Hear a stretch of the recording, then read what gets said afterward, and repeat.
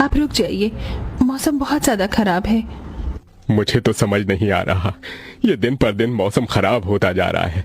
अगर ऐसे ही चलता रहा तो मजदूरी नहीं कर पाऊंगा और घर में खाने को एक दाना तक नहीं आ पाएगा। तभी बहुत तेज आंधी तूफान चलता है। अरे देखो जरा देखो, कितनी तेज तूफान चल रहा है।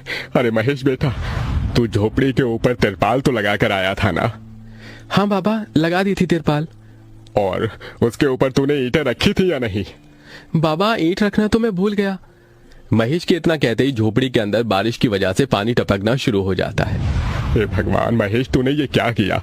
तुझे मैंने कहा था बारिश और तूफान तेज है, तुझे ईंटें रख देनी चाहिए थी। मुझे लग रहा है कि तिरपाल उड़ गई। चल चल मेरे साथ चल, अब तुझे मेरे साथ भीगते हुए मेहनत करनी होगी, नहीं तो पूरे घर में पानी ही पानी भर जाएगा। देवेश इतना बोल ही रहा था कि घर के अंदर वाकई छत से पानी टपकने लगा। हाँ पिताजी, आप सही कह रहे हो, चलो चलते हैं जल्दी से। दोनों बाप बेटा बारिश में बाहर निकलते हैं और झोपड़ी की छत पर तिरपाल को सही से लगाना शुरू कर देते हैं। अरे बेटा, ईंट को अच्छे से रखना, कहीं ईंट गिर न जाए। ठीक है पिताजी, सही सही रखूंगा। महेश इतना कहकर अच्छे से ईंट से तिरपाल को दबाने लगता है, जिससे छत ढक जाती है और झोपड़ी में पानी टपकना बंद हो जाता है। लेकिन इसी के चलते हुए बेचारे दोनों के दोनों बहुत बुरी तरह भीग जाते हैं। अरे चलो बेटा, बहुत ठंड हो रही है, बाहर घर में चलते हैं। चलो, बरसात में मौसम बिल्कुल ठंडा हो गया है। हाँ पिताजी, आपने बिल्कुल सही कहा, चलिए। जब दोनों बाप बेटा घर के अंदर आ जाते हैं तो मेघा उन्हें सूखा कपड़ा देती है और अपना शरीर पोंछने के लिए कहती है। आप लोग अपना शरीर पोंछ लो और सूखे कपड़े पहन लो, नहीं तो ठंड लग सकती है। मेघा के दिए हुए कपड़े दोनों पहन लेते हैं। तभी बीमार शकुंतला बिस्तर पर पड़ी हुई मेघा से कहती है, अरे बेटी, तूने खाने के लिए कुछ बनाया नहीं? माँ, मैं बारिश के रुकने का इंतजार कर रही हूँ। घर के अंदर खाना कैसे बनाऊंगी? सारे में धुआं ही धुआं हो जाएगा। मेरी दवाई का समय हो गया है और मुझे भूख भी लग रही है। ठीक है माँ, मैं कुछ करती हूँ। मेघा अपने सिर पर एक सफेद कट्टा रखकर बारिश से बचते हुए बाहर से कुछ ईंटें लाकर घर के अंदर ही छोटा सा चूल्हा बना लेती है और उसी पर खाना बनाना शुरू करती है।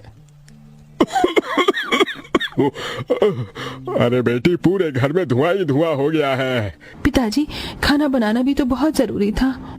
मेघा जैसे तैसे करके जल्दी जल्दी खाना बना लेती है। वो खाने में नमक मिर्च वाले चावल ही बना पाती है। माँ उठो, ये लोग खाना खा लो। शकुंतला मेघा के हाथों से खाना खाती है। शकुंतला के पूरे शरीर को पैरालाइज हुआ था, जिसके कारण ना तो वो हिल सकती थी और ना ही वो उठ सकती थी। मेरी प्यारी बेटी, इतनी कम उम्र में तेरे ऊपर कितनी जिम्मेदारी आ गई। हम गरीबों का कुछ नहीं हो सकता है। इस गरीब झोपड़ी के अंदर हम कैसे कैसे दिन देखते हैं।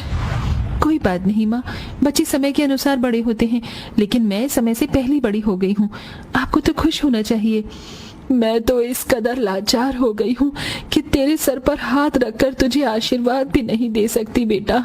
शकुंतला की आंखों से आंसू निकल रहे थे। मेघा उसके आंसू पोंछकर अपनी माँ को हौसला देती है, जिसके बाद वो अपने भाई और पिता के साथ बैठकर खाना खाती है। बारिश होती ही रहती है, लेकिन बारिश रुकने का नाम ही नहीं लेती। खाना खाकर वो सभी सो जाते हैं। आधी रात के समय जिस तरफ शकुंतला का बिस्तर होता है, वहाँ पर पानी टपकना शुरू हो जाता है। अरे ये क्या, पानी टपक रहा है। मेघा, लगता है सो गई। अब मैं क्या करूं? ये पानी तो धीरे धीरे टपकता ही जा रहा है। शकुंतला रात भर अपने ऊपर टपकते हुए पानी को ऐसे ही झेलती रहती है, जिसकी वजह से सुबह तक उसके पूरे शरीर में बुखार फैल जाता है। अरे ये क्या माँ, आपको तो बहुत ही बुखार हो गया है। रात भर ये झोपड़ी की छत टपकती ही रही। मैंने तुम्हें उठाने की कोशिश की, लेकिन तुम्हारे तक आवाज नहीं गई। ये सुनकर मेघा को बहुत अफसोस होता है। वो सूखे कपड़ों पर अपनी माँ को सहारा लगाकर लिटा देती है और उनके कपड़े भी बदल देती है। लेकिन तभी अचानक से गांव में बाढ़ आ जाती है। अरे ये क्या हो, यहाँ तो पानी भर रहा है। अरे लगता है गांव में बाढ़ आ गई है। अरे हम लोग क्या करें? अरे बेटा महेश, अरे भाई, अपनी माँ को कंधे पर उठा, नहीं तो हम सभी बह जाएंगे। अरे पानी में कोई जुगाड़ करता हूँ बेटा। देवेश फौरन घर के बाहर जाता है। जहां वो आसपास देखता है, उसे एक रेडी दिखाई देती है। देवेश उसे लेकर आता है, जिस पर शकुंतला को लिटा देता है।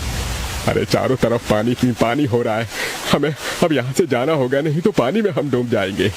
तभी अचानक से उनकी झोपड़ी पानी में डूबकर बह जाती।